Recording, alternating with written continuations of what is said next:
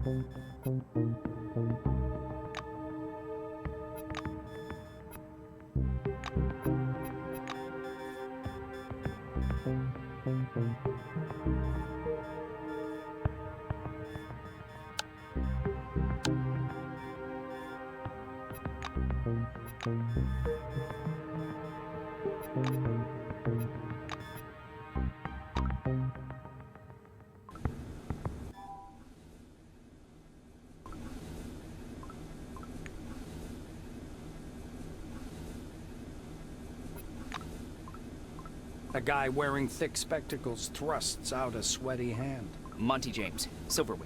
He glances down at your badge. Ah, it's you. I found your file extremely interesting. And your CV, wonderful. Inspiring, really. When I had the opportunity to look over the files of my future colleagues, I couldn't resist. I don't want to sound boastful, but silver-level clearance has its advantages. Monty winks. James spreads his arms regretfully. You misunderstood. I don't carry the physical copies with me, but I did get a chance to familiarize myself with them. Monty presses his plump hands to his chest, as if in prayer. Tamako Kimura from Osaka, a physiologist. She's young, but already has a PhD. James moves so close, his lips are all but brushing your ear. Just between you, me, and that lamppost, Kimura has an older sister, Ayaki. She's currently in jail, and Tamako herself spent 2 years in prison, but that is strictly classified. This is, Monty adjusts his glasses and peers closely. Ah, Quentin Bisley. Grand Theft Auto 3 times and 1 B&E. He was about to go down for 12 years, so he filed for the Clean Slate program. And look at that. They accepted him right away. The Silver shakes his head in disapproval and perplexity. The Silver smiles and pats the Blue on the shoulder. As the man turns to him, Monty raises his fist in some kind of a weird salute. Gagarin, Sputnik, Cosmos, Mir, Druzhba, Krasin, SSSR, he says in Russian. The Blue's mustache twitches and his face wrinkles with a beaming smile. Comrade Patanin is from the Soviet Union. He's a highly qualified construction engineer. Took part in planning the Spire. He's no spy. Supposedly. Monty explains, turning to you. Elsa Olofsson, police captain, City of Stockholm. Former captain, to be precise. Dismissed from service because of a conflicting article. Yeah, conflicting. Let's call it that. The Black gives him an unpleasant look, but says nothing. Sorry, classified. He's plainly flattered by your question. Harvard. Then I worked in the economics department at Supercolor. They produced a special television model for commuter buses. Did you know that? That was my research. What else? Well, I like sports. What aerobics? The Orange is dressed in a new jumpsuit. The shiny badge on his chest reads, Quentin Bisley, laborer. He's side-eyeing the screen skeptically. Despite his tired, grim expression, his gaze is open and friendly. However, the general impression is unmistakable. There's something frightening about Bisley. The Orange's face stretches into a broad smile, baring his dentures to the world. Like everyone, duh. In a black car, under guard. There's other guys, too. The ones who go through the front door. He nods at the black-winged woman beside him. Her nose wrinkles in displeasure, but she says nothing. Quentin raises his hands to examine. They call them humane handcuffs. How about that? Truth is, there ain't nothing humane about them. They zap you real hard the moment you get your hands on a gun. But they sure look nice. Bisley lowers his hands again and smirks. A tall woman is watching an ad playing on the monitor, arms crossed. The polished to a shine badge on her black overalls reads, Elsa Olofsson, Security Service. She glances at you and offers her hand in a businesslike manner. Greetings. Please take all necessary precautions. By that I mean, don't turn your back on him. Elsa nods at the Orange. Olofsson eyes your silvery jumpsuit and snorts. Really? I thought you'd be the one to tell me about it. After all, your department has access to all the orders and personal files. Her gaze shifts to the Silver standing opposite and then back to you, before she turns indignantly to the window. A man with a mustache and a blue jumpsuit is standing at the window, studying the construction site below through the occasional break in the clouds. His badge reads Igor Patanin, planner.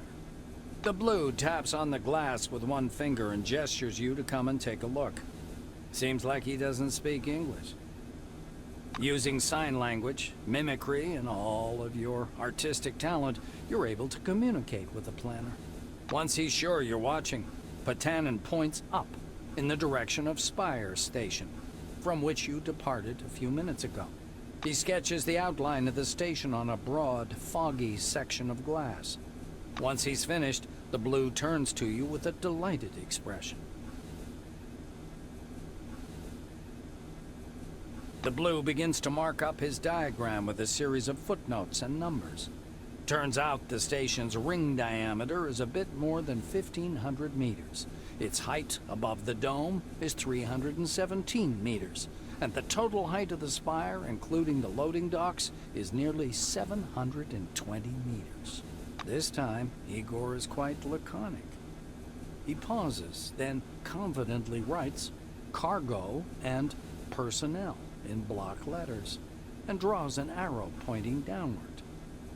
Beside it, he writes relics, and draws an arrow pointing up. His R is turned back to front. The engineer stops you with a gesture, and after rummaging through his pockets, offers you a small candy. There is a picture of a crayfish on the white wrapper. Is this candy crayfish flavored? It's surprisingly spongy and tooth-achingly sweet. You can only wonder what it has to do with crayfish.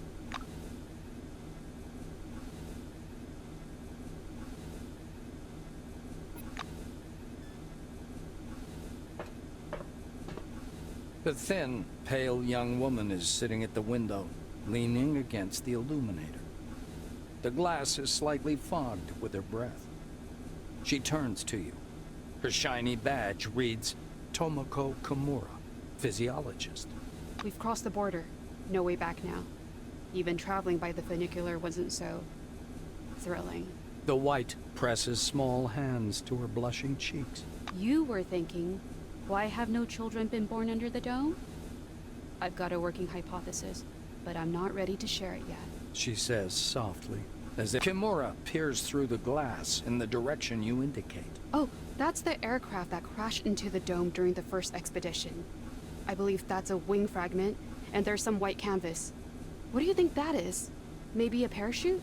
The white shakes her head, bewildered. I just can't believe it. It's all true. We're on our way to meet the future. Kimura shoots you a surprised look. You're familiar with the details of the briefing, right? To put it simply, the dome is a selectively permeable environment. The white draws an invisible hemisphere in the air. Inorganic objects may exit the dome without difficulty, but any living creature dies if transported back to the outside world. That's why we're all stuck here for an indefinite period of time. Kimura is eyeing the dome's mesh, glittering in the sunlight. Supposedly, it's something to do with the atmospheric composition, but it's a weak theory. The difference of the air within the dome is so insignificant as to fall within the margin of error. Or to put it more simply, there is no difference. She shoots a quick glance at the silver and lowers her voice. I heard a rumor, or a conspiracy theory, that we can leave the dome at any time. We've simply been told we can't. If you ever decide to test this hypothesis, don't forget to leave me something in your will.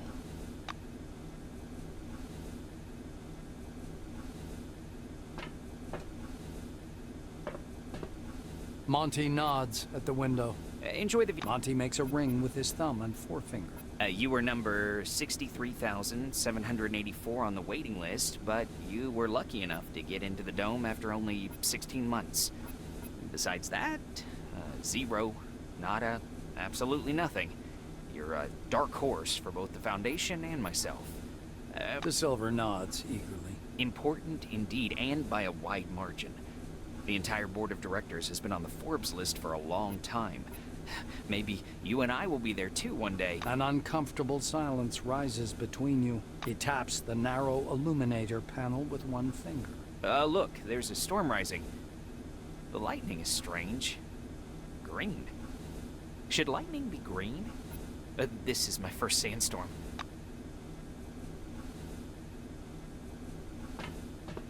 Stopping by the door's porthole, you watch as the ground slowly approaches. It looks brown-black through the tinted glass and smoky blue at the horizon. It almost seems like the clouds are pulling apart there. You can discern the regular pattern of a settlement in the mists, hanging over the northern section. If this is the city, it's nowhere near as miraculous as the brochure. Just a few concrete buildings surrounded by sheds.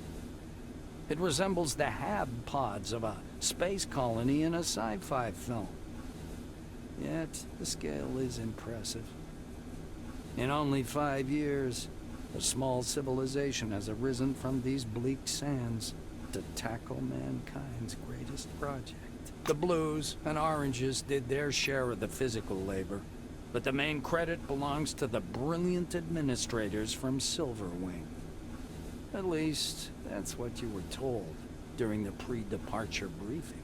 Just as you're about to move away from the window, you notice a whirlwind beginning to form above the ochre plain. The gathering storm drifts unhurriedly above the desert, a crown of green lightning flashing at its core.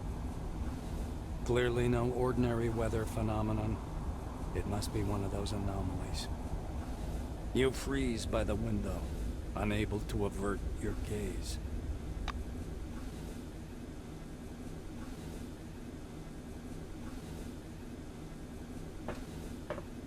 Kronos Foundation presents gleaming, futuristic, state-of-the-art cities straight from the pages of science fiction. Well-paid, safe employment, career advancement opportunities, and a world-class social safety net.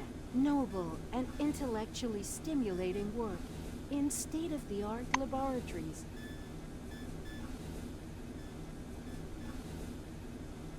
We're thrilled to welcome you to the Dome. Please hold on to the handrail and prepare for landing.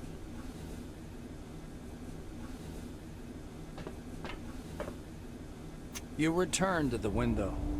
A whirlwind is spinning. The outlines of the landing site, blurred by clouds of dust, appear behind the greenish glass of the porthole. The capsule shudders as the braking devices engage.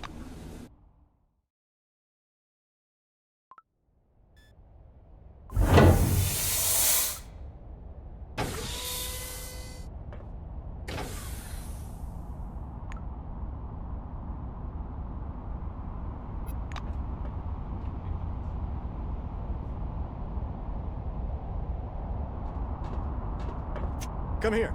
Come on now, or you'll miss everything.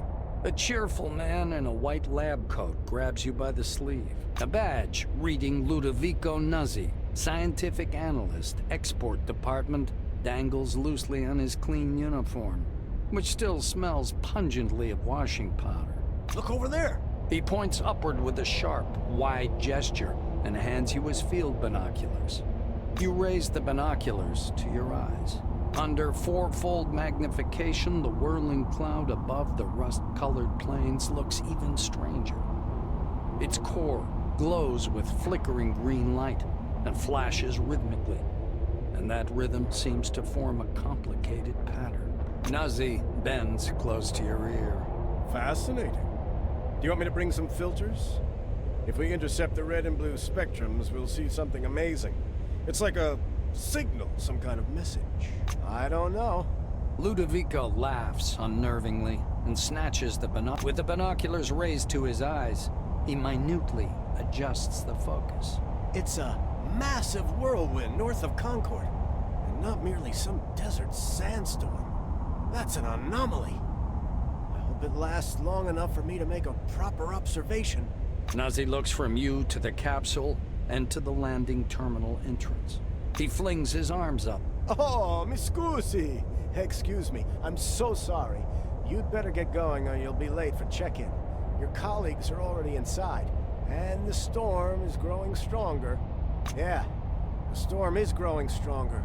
The White mutters in fascination, eyes glued to his binoculars, which is fixed on the spinning.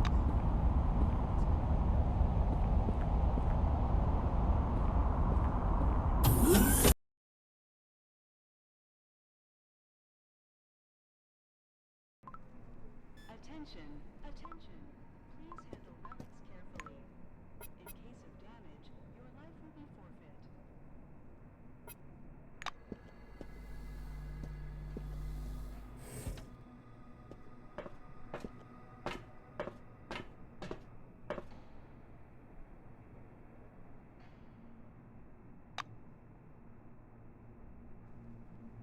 I'm listening. Our honest work will make the world a better place. World a better place.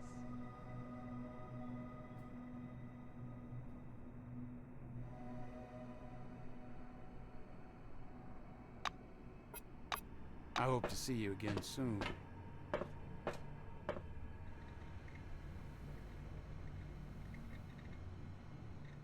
Howdy.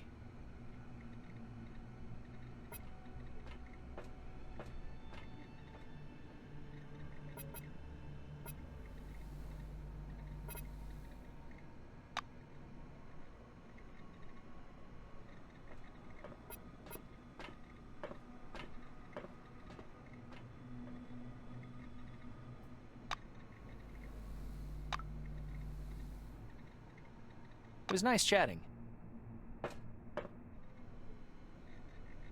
Oh, never thought this would happen. Hello, come up to the desk. A tall receptionist watches you from behind his desk with a bored, haughty look. He waves impatiently at you to approach. Noticing your silvery uniform, he offers up his best artificial smile. Welcome. My name's Dean Rayhead. It's my job to help our new employees settle in. Please wait a moment or two while I register you. The administrator slaps himself on the forehead. I almost forgot the regulation pre-registration greeting. Just a second. Rayhead produces a reel-to-reel tape recorder from beneath the desk, rewinds the tape to the beginning, and presses play. The speakers explode with a harsh, crackling sound, over which the tick-tick of a metronome slowly grows louder. Solemn music begins to play, and the administrator's face takes on a serious expression. Dear employee, on behalf of the Cronus Foundation, I, Administrator Dean Rayhead, welcome you to your new life under the dome. The administrator clears his throat and continues. By joining our company, you choose the path of science and progress. You are among mankind's best, and we ask that you live up to this. Dean squints down at the monitor. Deserve this title. Do your job honestly. Obey the law. Respect your colleagues and... The music fades, and the administrator finishes his speech. And together we will build the best possible future for all mankind. Dean puts the tape recorder away. Now that we're done with the official greeting, I'll register you and upgrade your Selectron. Okay? Dean's hands hover over the keyboard. He gives you a nod. You spell out your first and last names and specify your wing, profession, and test results. The administrator's fingers fly across the keyboard as he enters your information into the Cronus database. Rayhead scans the computer screen. So your position in the waiting list was 63,784. You've been assigned to Magellan Station. A special bus will bring you there after a series of briefings. Please pass me your Selectron so I can update the firmware. Dean snaps the docking port of your pass to a recess in the casing of his computer. The administrator returns your Selectron. So, colleague, you now have first-level clearance, which gives you access to the archives on the administrative level, the warehouses, and basically everywhere else except the secure facilities. You also have admin privileges at most terminals. Dean continues. All new employees have a short list of tasks to perform on arrival. Do you want to hear all the details, or just the short... Rayhead nods and points at the ceiling. First, you need a set of combat gear. Talk to Sidney Maynard, he'll give you everything. Dean extends his second finger. Second, weapons. Ms. Margarita Takachenko is the clerk at the armory. After she dispenses your firearm, you'll need to head to the training zone for a brief weapons handling exam. The administrator straightens his third finger. According to the latest regulations, all employees must attend a briefing on psi abilities. Apply to instructor Andriy Mihai. Dean extends his fourth finger and looks at you meaningfully. Did I tell you about the combat and tactical training? The fourth step is to visit instructor Winston Botherby. And finally, science is the overarching purpose behind everything we do here. Go to Professor Van Alden to learn how to study relics, avoid anomalies, and catalog scientific knowledge. This training is mandatory for all wings, not just White. Dean catches himself. Oh, and when you're done with your trainings, proceed to the waiting room. From there, you'll travel to Magellan by bus. The administrator looks up at you again. He reaches for the tape recorder, but thinks better of it. Protocol calls for a little welcoming preamble, but dash it all, that's nonsense. Welcome to Concord Station. As he's about to turn away, Dean suddenly remembers something. Oh yes, I sent your mail to your Kairos. Check your new messages. Well, that's all, I think.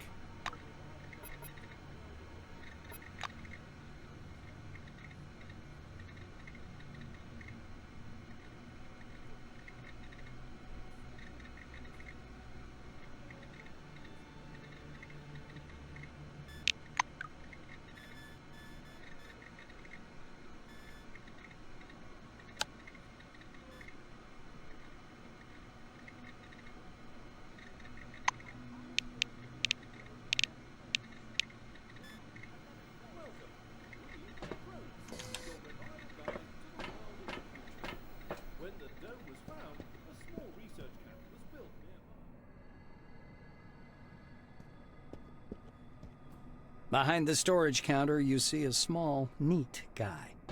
His gingery hair shines with something like brilliantine. The silver perks up at your approach. A thick logbook appears at once from under the counter. Sidney puts on thick glasses that seem to age him 5 decades in an instant and studies the lined pages. The silver finally stops and pins down a particular page with his finger. Now, this is your first uniform requisition, right? You can also purchase any equipment you need for the desert directly from me. Maynard adjusts his glasses in a businesslike manner. And before I give you the uniform, please listen to these short instructions. Sidney fiddles with his hairstyle. So, I'm not going to sugarcoat it. Life under the dome can be dangerous. You may get shot, spill acid on yourself, get electrocuted, or suffer the effects of a dangerous anomaly. You may also freeze to death or get fried. That's why it's important to wear protective equipment when traveling outdoors. Of course, in hazardous situations, the equipment will get damaged, and the more it's damaged, the more often one has to repair it. The silver steps back from his counter to indicate the repair kit boxes piled in the back of the warehouse. He points back at the shelves behind him. We've got repair kits for this gear. There are Blue Wing specialists ready to help you at any large base, of course, but they're not always available. So, you'd better learn how to use repair kits and workbenches on your own. It's a useful skill. Sidney rests the logbook on the desk. That's all the instructions. Now, I'm going to issue your uniform. The silver disappears into the back for a while and returns with a small package. Unfolding the package, Maynard shows you a brand spanking new uniform. A silver suit jacket with coal-black shirt and dark trousers. Sidney studies the way the light reflects from the cloth as he lovingly smooths the jacket with one hand. The Silver Wing uniform is fit for field conditions, just in case. But something this fine, you should treat with care, you know. He raises a finger. One more important thing. In accordance with Order 16-225, helmets and gloves are not issued, but they're available for purchase from me. Please bear in mind that a full set includes headgear or a mask, jacket, trousers, gloves, and boots. Sidney hands you the package. Here's your uniform. Enjoy.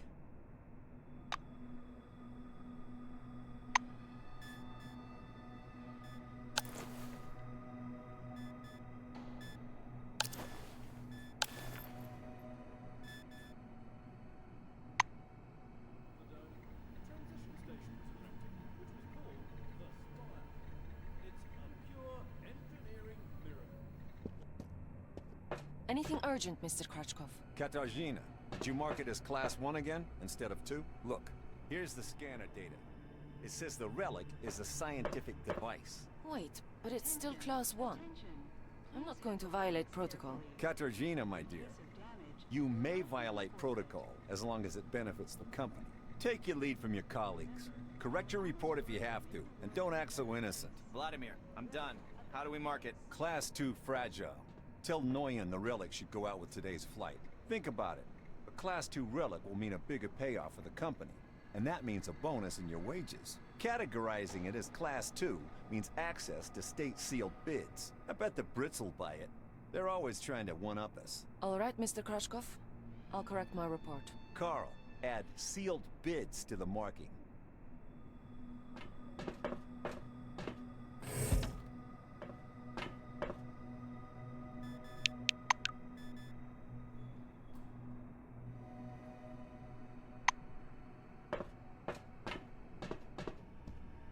The smell of good tobacco wafts off this tall, portly woman from a meter away. A black lacquered pipe, an open logbook full of signatures, and a metal flip calendar sit on the counter in front of her. A small nameplate reads, Margarita Tkachenko. The woman fixes her coppery hair with one hand and casually lights her pipe. To what do I owe the pleasure? Her voice is deep and gravelly. Margarita thumbs back a couple of pages in her logbook. I see. This was your first receipt. She glances at her Kairos, looks at you, snorts, and retreats to the shelves. A couple of minutes later, Tkachenko returns holding a small pistol. She puts the gun on the counter and strokes the Bakelite grip with a strange affection. Pistols are good. Not for everyone. One needs a special skill set. The Black draws the slide with a snap, pops out the magazine with an almost imperceptible movement, and slams it back in place. It's reliable. Has a nice heft, too, so even if it jams, you can always smack him on the head with it. Tkachenko slides the pistol across the counter. Margarita drags on her pipe and releases a puff of thick, yellow smoke. I see you know the rules and won't cause problems. The Black points at a poster on the wall behind her. Can you see what's written there? Clean and oil. I have nothing to add. Tkachenko tamps down her tobacco. Nice accuracy, but the stopping power is too low to call it a killing machine. Still, it's an all-around excellent weapon. The armorer shrugs, puffing indifferently on her pipe. It's the least I could do. We have a requisition list from the Silvers. For free, you receive only rubbish. If you want the real deal, check out the weaponry shop. Or me. Wait a minute. Sign your name here in the meantime. Margarita reaches under her counter and produces a set of ammunition. A new set of ammo is issued for every task, but there's so much bureaucracy you'll go daft. Expenditure report. Form number 16. Disposal form. The Silver's running true to form. So if you need more ammo, I recommend you either search or barter for it. Or learn how to craft it on your own. These are useful skills. Trust me. Leaning over the counter, the Black points somewhere off to one side. Now it's time for your training. Botherby is already waiting for you by the big gate. He's a bit dotty, but a good man nonetheless. But before the training zone, go see that wizard guy with his toothpicks. Be careful around him, though. Don't let him pitch you a line. Psych.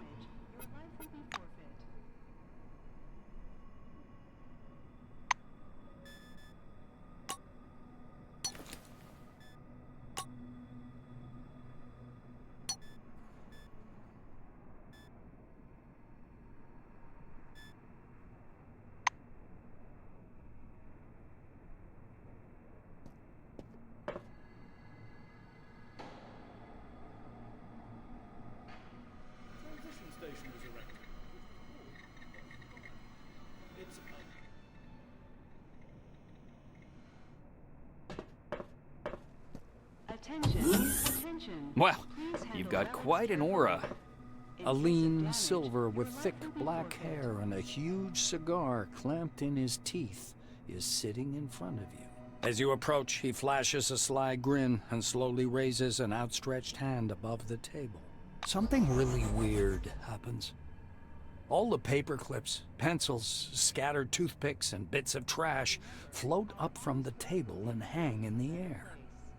The silver badge reading Andrei Mihai, Science Instructor, floats up as well.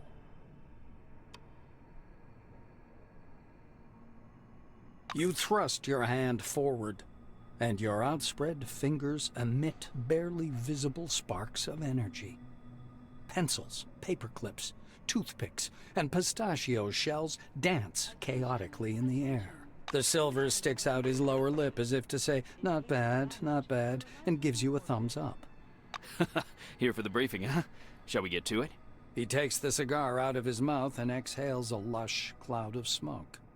The Silver props his elbows on the table. Anyway, here's the deal. It's more profitable for people with a high psyche to study psionics. Give me your hand. Not waiting for an answer, he grabs your hand with strong, dark fingers. Andrei gropes your hand with an expression of fierce concentration. So, do you practice? Bells, bulbs, brushing mugs off the table, huh? The Silver takes a thin glove covered in talc from his desk and passes it to you. Look, a glove, right? But it isn't just a glove. This is an ooh mama, hold me tight glove. It takes energy from your noggin, your psyche, and pew, concentrates it.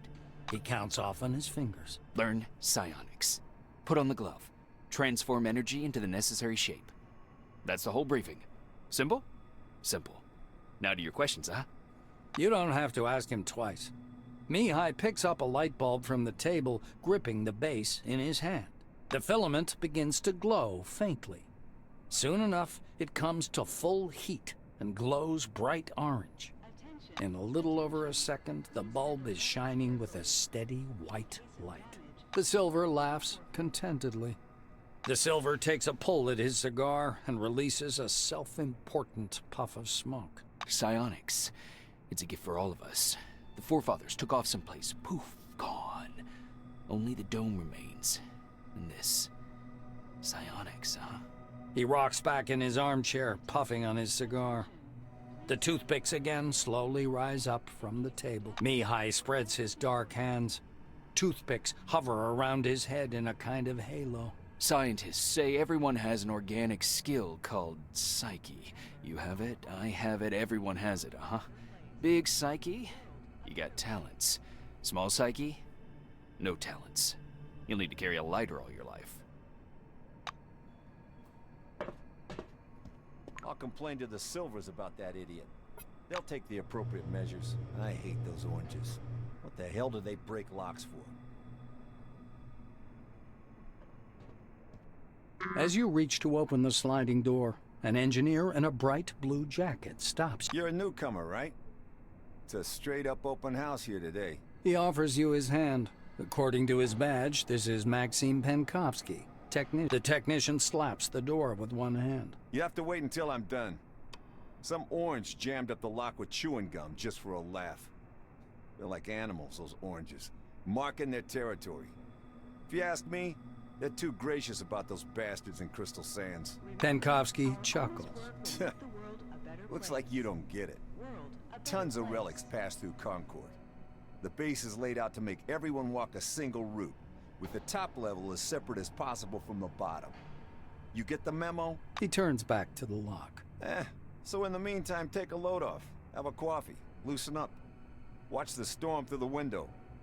You'll be seeing a lot of those out here. Maxime extracts a thin, sharp, precision probe from behind his ear and dangles it in front of him. Though there's another way.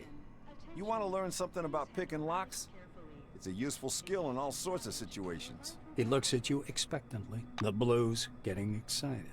All right, looky here. Penkovsky presses his pick lock, and an odd device resembling a hybrid of a screwdriver and a can opener into your hand. Using a mechanical pick lock is easy peasy, no special skill required. They wear out after a few locks, while the old-fashioned kind is another thing entirely. Cheap, one use, but one has to know how to use it right. That's a tool for a master. Maxime takes out another pick lock and crouches by the door. He gives you a quick lesson on how to pick a lock. By the way, you can carry your tools in your belt. It's much handier to have them right there. Penkovsky shows you his utility belt, where he keeps all kinds of tools and gadgets. Actually, finding tools under the dome is no problem at all. There are even devices for hacking terminals and so on. Maxime hoists up his belt. The blue solemnly raises his index finger. And one more thing.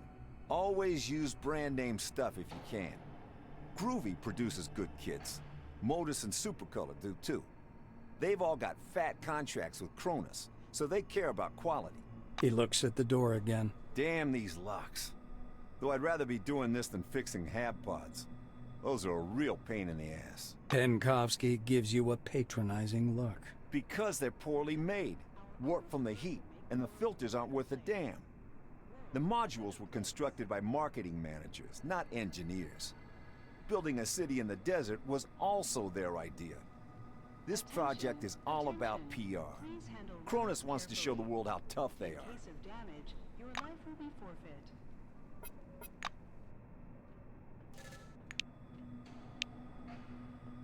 I repeat, get a lockpick and attach it to your utility belt. And then, apply it to the door. Yes, apply is the proper word. You're doing great. All right, off you go. I'll keep Welcome working Under on the this Dome, lock an because of amazing that. excursion to a world of new technology and the riddles of an ancient civilization. Listen to this information, useful for all wings, and receive a colorful leaflet.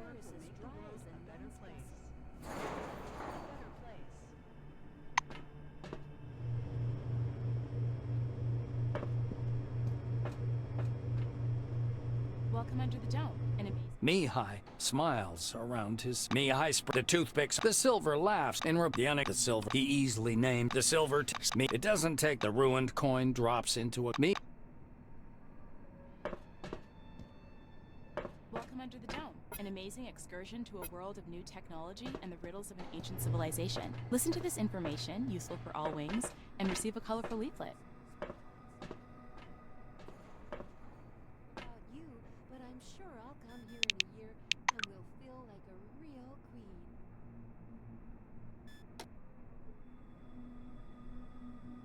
Remember, our honest work will make the world a better place. World, a better place. Welcome under the dome. This An is amazing Victoria excursion to a Lorraine. world of new technology and the riddles of an ancient civilization. Listen to this information, useful for all wings, and receive a color. You see a tall scientist in a white lab coat, bathed in the dim lamplight. He almost appears to be hovering above the laboratory floor. The man turns at your footsteps. He's holding a paper clipboard and a pencil. Attention. His shimmering silver badge reads Sebastian Van Olden. He glances from you to the glittering watch on his wrist. I want us to respect one another's time. Please speak loudly, clearly, and to the point. You must be the newcomer I was told about. Nice to meet you. Finished with his unusual greeting, he offers you his thin hand. The scientist puts the clipboard aside, raises his watch for... He shows you his watch dial. According to the rules of this briefing, I have to touch on a large number of topics. Therefore, I will do so very briefly. Do not interrupt me. Sebastian produces his handheld and clicks some buttons. I checked your scanner. It's working and is connected to the Minerva database. Everything you scan will earn you Chronos or Forefathers knowledge points. The instructor watches you with displeasure. Are you listening? Scan everything that might be of scientific interest. He places a canvas pouch in your hand. Van Olden pushes a button on his stopwatch. So, my oral briefing fell... The scientist glances. He rests one finger on the button. He smoothly...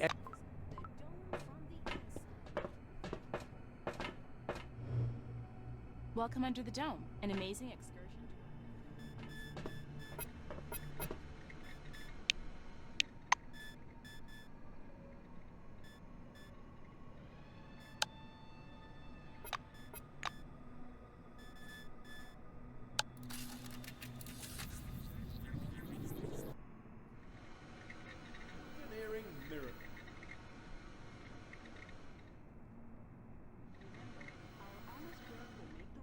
Excursion to a world of new technology and Sounds the like a riddles of sci-fi story, but we aren't strangers to Useful for all sci-fi wings. here. The detailed plans are ready, and according to them, A middle-aged black is sitting behind the counter with his hands in his lap. The buttons and zippers on his uniform are polished to a shine, and even his badge, Winston Botherby, instructor, has been buffed so much it hurts to look at it. Botherby frowns as you approach. Your first act is being late for the briefing. You going to be late for your funeral as well? The black looks you over. Yes, I see the weapon received checkmark. Looks like you are fully prepared to disappoint me. You are prepared, right, employee? Botherby leans over the counter. He raises his index finger. Pulling a notepad from his pocket, the instructor jots down your name. Your goal is to hit 3 targets. I'm going to monitor... inhospitable wilderness.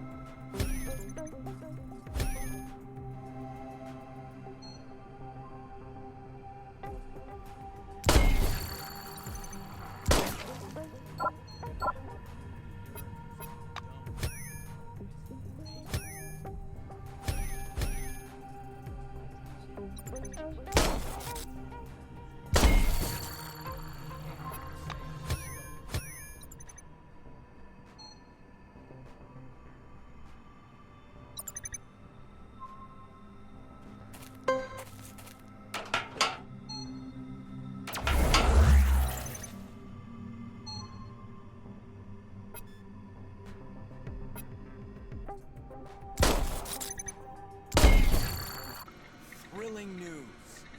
You aren't completely hopeless. Strangers to sci-fi here. The detailed plans are ready.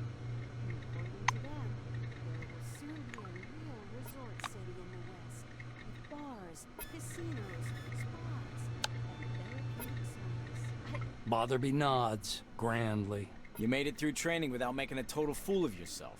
Congratulations. Real Legrand. And the dome from the inside. See you next time.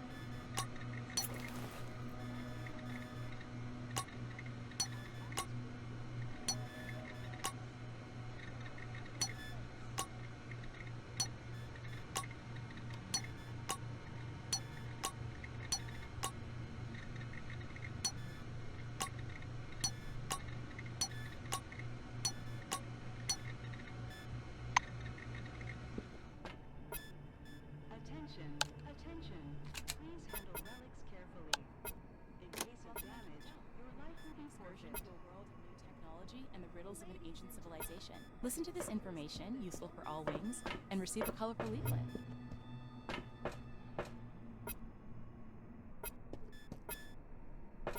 Welcome under the dome, an amazing excursion. Mihai smiles. The silver scion. Mihai. Remember, our honest work will make the world a better place. World a better place.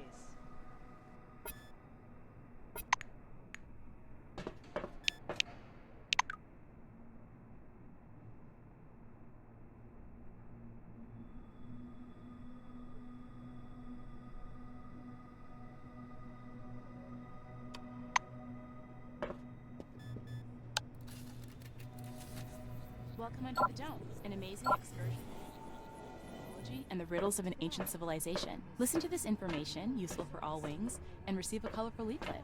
Bars, casinos, spas, and therapeutic saunas. I don't know about you, but I'm sure I'll come here and feel like a real king. This is Victoria. Welcome under the dome, an amazing excursion to a world of new technology and the riddles of an ancient civilization.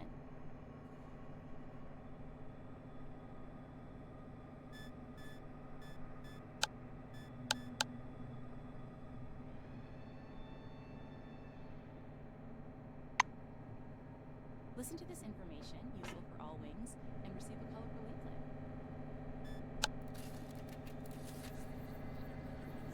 Attention, attention. This is Please the handle dome relics from the carefully. inside. In case of damage, Victoria your life will be Legrand. forfeit. As you can see, there are An endless amazing salt excursion to a pans. world of new technology and the riddles of an ancient Sun reflects civilization. lining Listen to this from the sun. information, useful And for all the wings, air is and as receive dry a as the colorful hibiscus. leaflet. Please stand by for decontamination to end. And I fully agree. But what if I told you that you could be lying by a swimming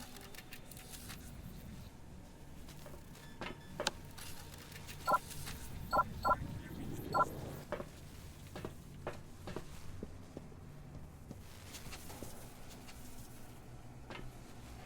Be careful around the anomalies. Touch one of them and you'll be injured. Toss a bolt at the anomaly to discharge it. Journal entry, a successful scanning attempt. You're doing all right so far. Go ahead. I'll keep an eye on you and make sure you don't screw it up.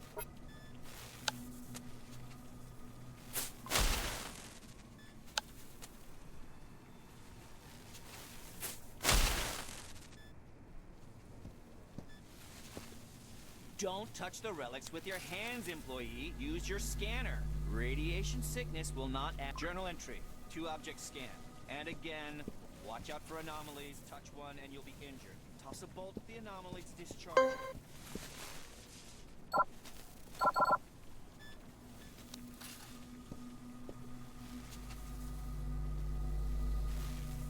Journal entry. All 3 objects. Right on this spot. Sounds like a sci-fi story. But we aren't strangers to sci-fi here. The detailed plans are ready. Sebastian meets you. He clicks the stopwatch button. Fixing the scientist turns back to his. The scientist is. He glances Sebastian. Then the whites. Therapeutic saunas. I don't know about you, but I'm sure I'll please. Real Legrand and the dome from the inside. Remember, our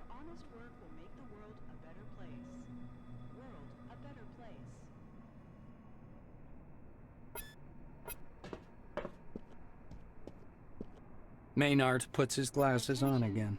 Sidney adjusts his glasses. Sidney scribbles something in his logbook. Please come back anytime if you need something.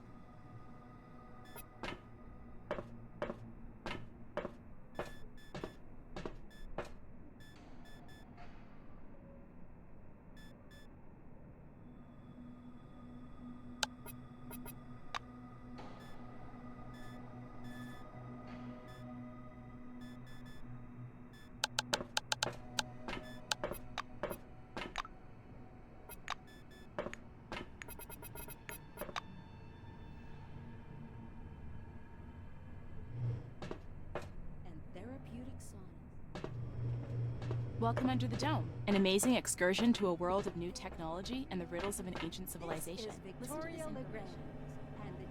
Please stand by for decontamination to end.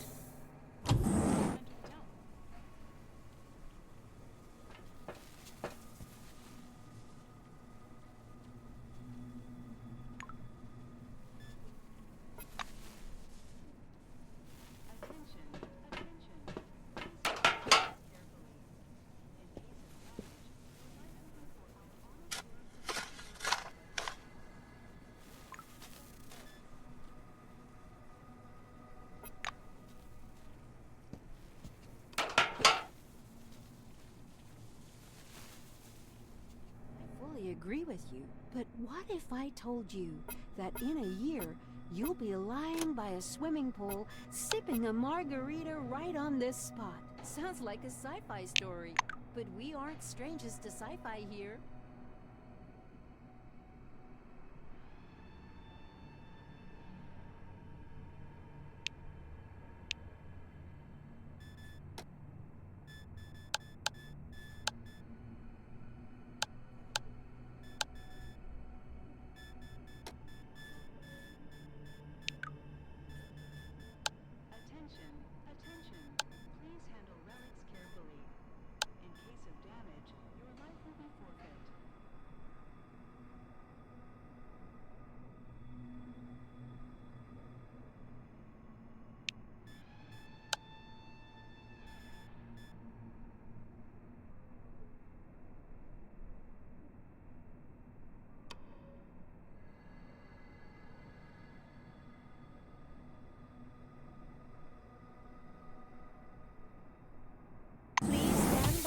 For decontamination to Welcome end. Under the Dome, an amazing excursion to a world of new technology and the riddles of an ancient civilization. Listen to this information, useful for all wings, and receive a colorful leaflet.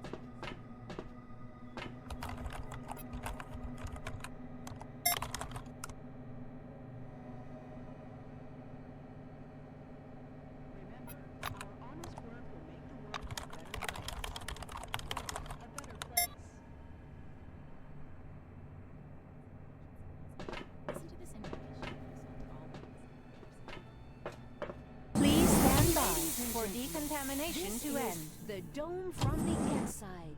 With me, Victoria. As you can see, there are... Attention.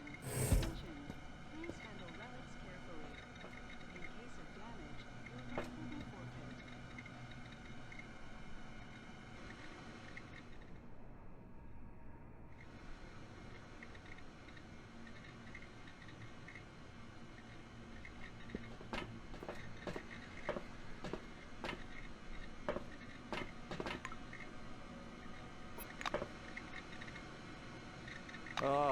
You again? I'm all ears.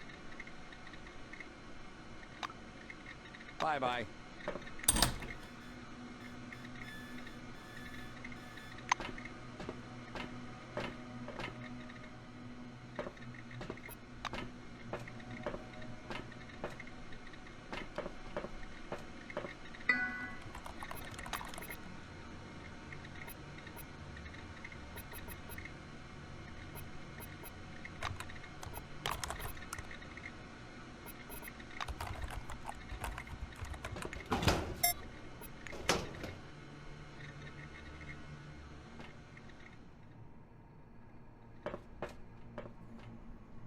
Hey, you're at it again, asshole. Okay, you got me, Butch. Old habits. You know that. Shall we continue? Continue my ass.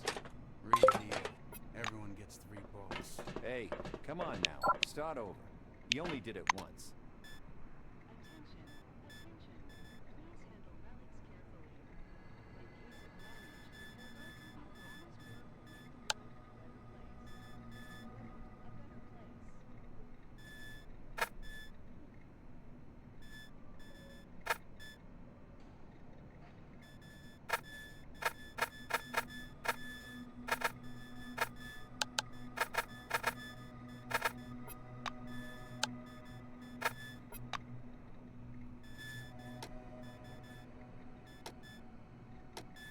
No, Butch is right. I ain't gonna argue with him. Cuss you ain't, you slime ball. If I find out you cheated... Hey, you. Yeah, you, dumbass. I'm talking. Howdy.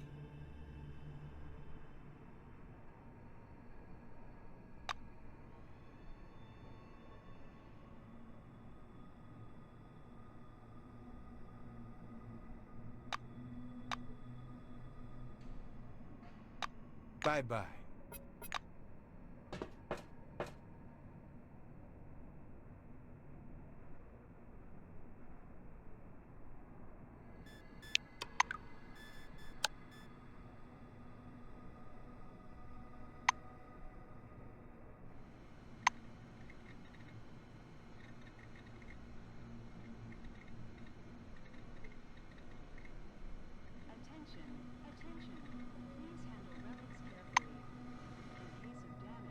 And receive a colorful leaflet.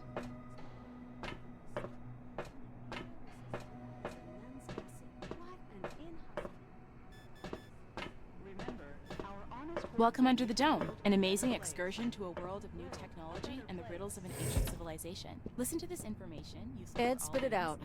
I can see that something's bothering you. Well, it's a bit of a private matter, you see. God. Come on already. We can't just hand Miss Norway over to the Silvers, see? She's unique among relics. Ed, we already discussed this. The relic's effect is well known. It's nothing but semantic imitation. I wrote you about it, remember? I know. Well, there's something else. She's rational. No, really. I've talked with her for hours. Damn it, Ed. The relic doesn't speak. It's some kind of subliminal wave field messing with your head. It's you having both sides of the conversation with Norway. It's all inside your head. You're imagining that it's rational. That's it. We've gone through all that. Doctor, what if it's the other way round? What if she made you believe she's not rational? Eddie! But you can't exclude the possibility, can you? Employee, please come here. There's an urgent task for you. What do you want?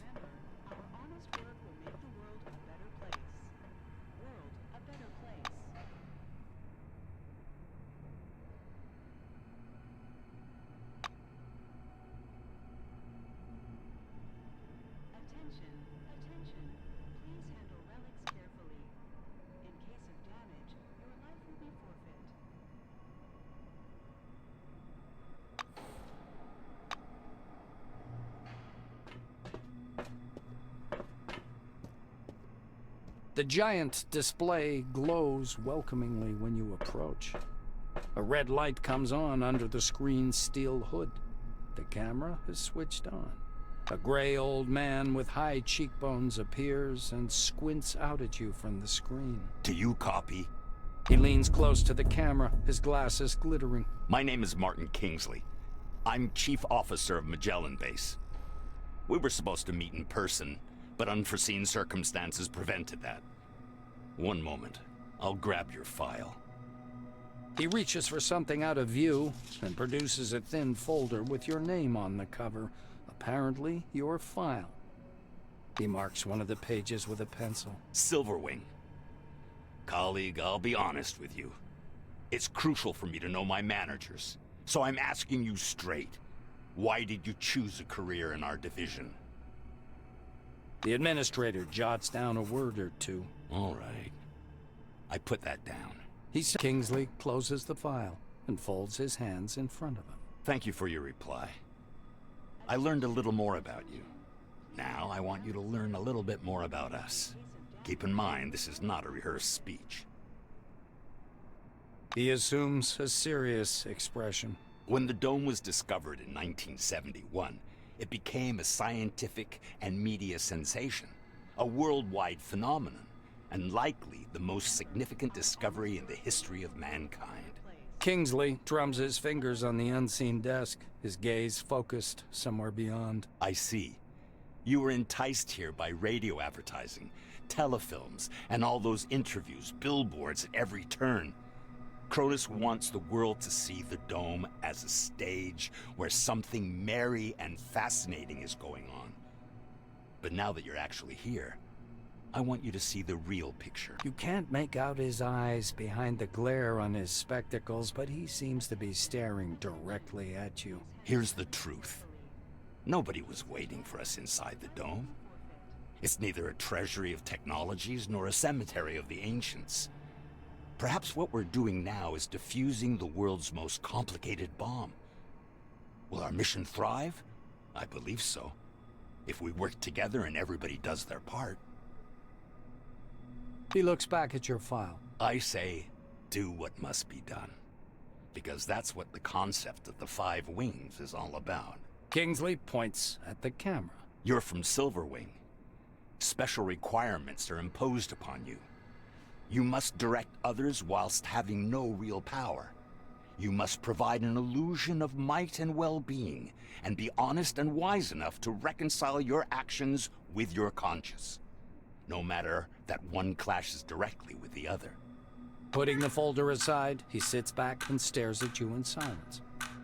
It gets so quiet that the ticking of a clock can be heard through the speakers. Kingsley sighs quietly. You were probably waiting for some boilerplate welcome speech, but I prefer to talk about real-world problems.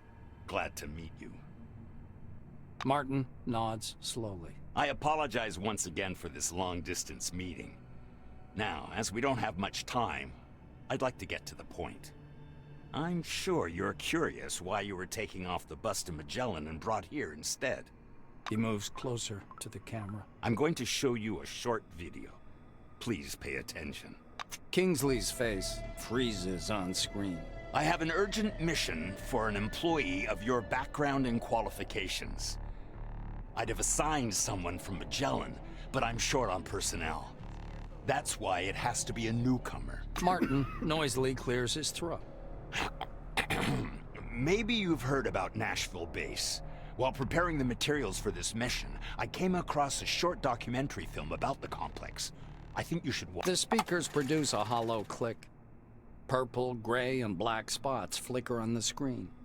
A blurred title, The Cronus Archive 1971 to 1974, was used in the production of this recording. The shadow of an airplane flies across a faded yellow desert.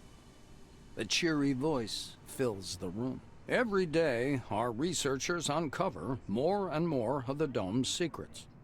There is no doubt the underground structures, so-called objects, are organized according to some pattern. Though early on, the importance of the relics to scientific research was considered insignificant. The desert dims into the black of a chalkboard. White lines drawn by an invisible hand begin to sketch a schematic of the dome. The narrator continues. By 1972, however, many important discoveries had come to light in a period of only a few months, and the construction of stationary research bases adjacent to the more promising objects began. Personnel moved into Ankara in May of 1972, and within half a year, Boston and Dessau were also brought into service, though the biggest discovery was yet to come. The picture changes to a chasm suffused with electric light, people bustling about everywhere. The speaker's voice seems to come from a distance. In November of 1973, a massive network of underground caves and a structure of hitherto unseen complexity was discovered in Sector C-12. Soon afterwards, the construction of C-12 Nashville began. The camera glides through dim caverns as the silhouettes of bizarre mechanisms emerge. Metal structures loom up from the dark, surrounded by earth-moving machines and exhausted miners wearing orange jumpsuits. The speaker continues. C-12 Nashville is an innovative research complex located atop the primary relic mining location. The complexity of this object is unique. Communications. The film abruptly cuts out, and Kingsley's face reappears. The rest of this information is classified. Hopefully you get the main idea. The chief officer bends threateningly close to the camera. I thought I made myself clear. Martin adjusts his glasses. So, the task. Nashville base stopped transmitting and receiving signals yesterday evening. A reconnaissance group was sent out earlier today, but we haven't heard anything from them yet either.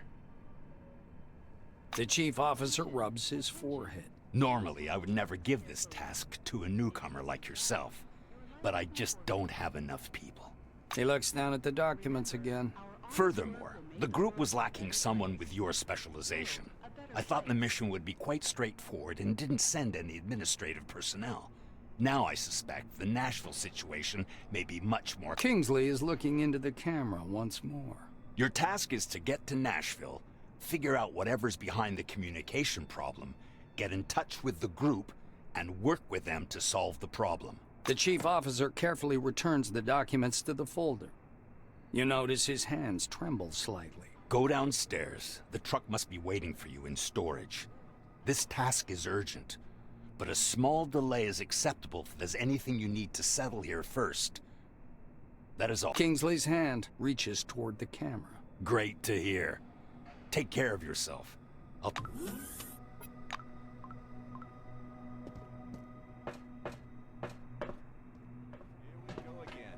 Bad day? Squabble with the wife? Scratched up the paint on your car? Ulf, why do you hate me so much? What did I ever do to you? Let's save the drama. Where's the cargo manifest? I know what it is. I know it came from Campbell, but I can't accept the cargo without the manifest. Manifests he wants. Always manifests. You're a cold man, Ulf. You're heartless. Hey, did you see that storm? Hell, you want me to go back out there? Those are the rules, Todd. Nothing I can do about it. Sorry. Damn it. Well, I guess I'm going back to Campbell then.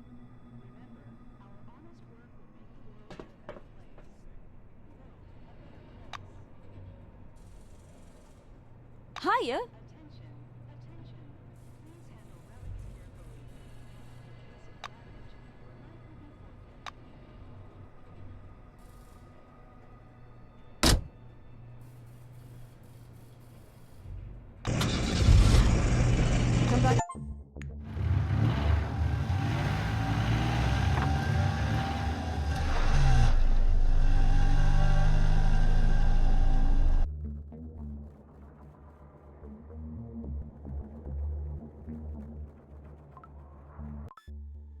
The highway leading to C-12 Nashville is blocked by an anomalous storm, and you're forced to detour over a mountain pass. Soon, the radiator boils. Lara lifts up the hood and thoroughly examines the steaming radiator. The engine's boiling, so we'll have to wait. The Blue looks at the engine again. We wait. As soon as it cools down, we'll go. This